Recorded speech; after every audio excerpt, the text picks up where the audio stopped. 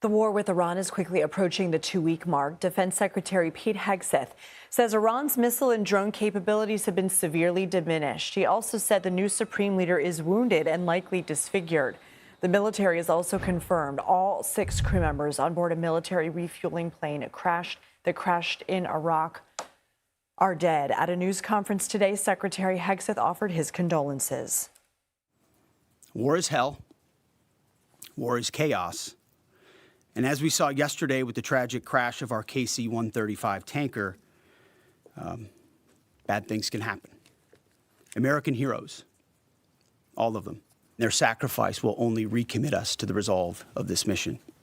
CBS News Pentagon reporter Eleanor Watson joins me now. What more do we know about this crash?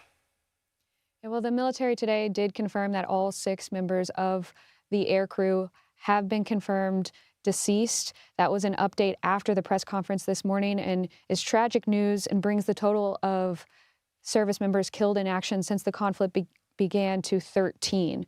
This crash involved a KC-135, which is a refueling tanker that refuels in the air, the complex operation of refueling in the air other aircraft like bombers, fighter jets, and other tankers. This tanker crashed over western Iraq, and the military says it was not due to hostile or friendly fire, but there was a second KC-135 involved.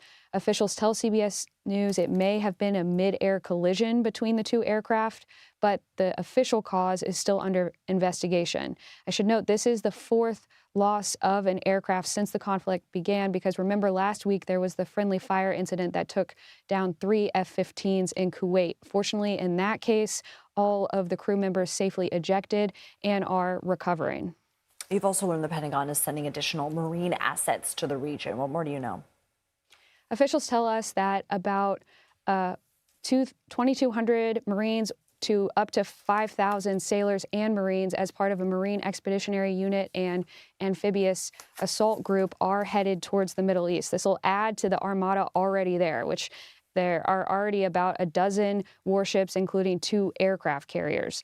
The Marine unit brings some flexibility to the operations there because it comes equipped with more helicopters, advanced fighter jets, and Marines who can conduct limited ground operations if tasked to.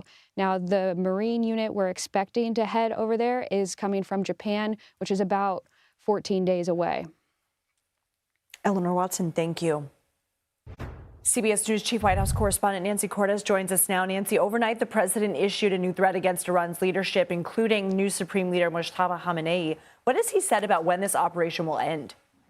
Well, he was just interviewed today, Lindsay, and he said that we are going to be hitting them very hard, in his words, over the next week. So the war will be going on for at least another week, according to the President of the United States. He was also asked in a separate interview when he's going to know that the war is over. And he said, when I feel it in my bones. So, still a timeline left unclear for both Americans and for the Iranians, and then that may be by design.